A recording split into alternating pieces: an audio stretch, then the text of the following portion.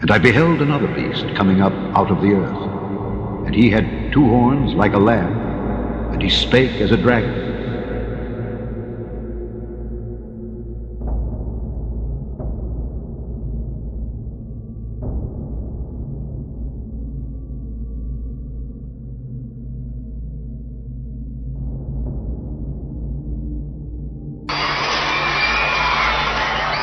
Applause rings through St. Peter's Square as Pope Francis prepares to deliver his first Christmas message as the leader of the Roman Catholic Church.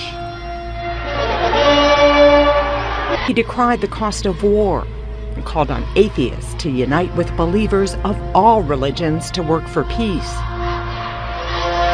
He spoke of Syria and other countries engulfed in conflict. Continuiamo a pregare. Let us continue to ask the Lord to spare the beloved Syrian people further suffering, and to enable the parties in conflict to put an end to all violence and guarantee access to humanitarian aid.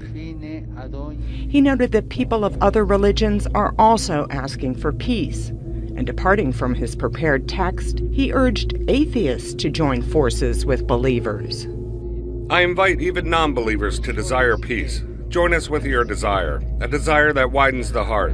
Let us all unite, either with prayer or with desire, but everyone for peace. The thread running through the message was that individuals have a role in promoting peace, either with their neighbor or between nations. He wrapped up his message wishing everyone a Merry Christmas. Buon Natale a tutti.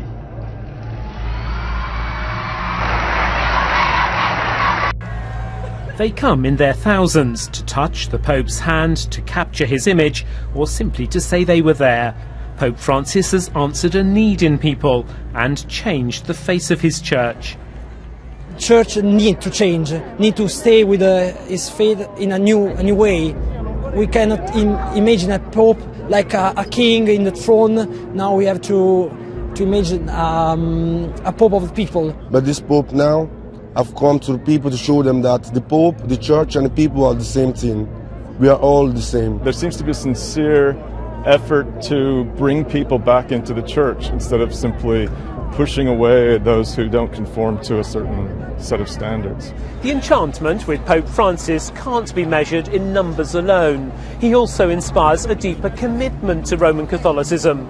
People who were drifting away from the Church believe that Pope Francis is different, that he intends far-reaching change, and that he can retell the Christian message in a way that's intelligible even in a secular society. People have warmed to a Pope who shuns his lavish apartment and regal clothes, travels in a small car and makes his own phone calls. Sister Teresa was called by the Pope at her school near Naples. My mobile rang. I saw a very long number. A voice said, "I'm Pope Francis." And I said, "You must be joking. I don't believe it." He laughed and said, "I am Father Bergoglio." The Pope had called to bless Sister Teresa's part in a campaign against the dumping of toxic waste by the mafia, which she says has killed hundreds of people. He does what Jesus did, getting close to prostitutes, to sinners, saying, "I've come for those who need it, not for the healthy." He doesn't just speak the gospel, he lives it. The leader of an embattled Iraqi church says even Muslims who regard Christianity as a failure have been impressed by the example set by the Pope. He's not speaking about dogmas.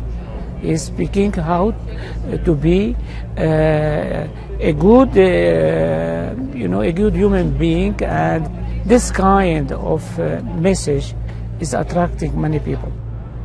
Just 9 months ago, the Vatican was besieged by talk of mismanagement and corruption, and the scandal of sex abuse. The dominant narrative about the Catholic Church today is rock star Pope takes the world by storm. Francis has utterly changed the conversation about the Catholic Church and has given it a new lease on life.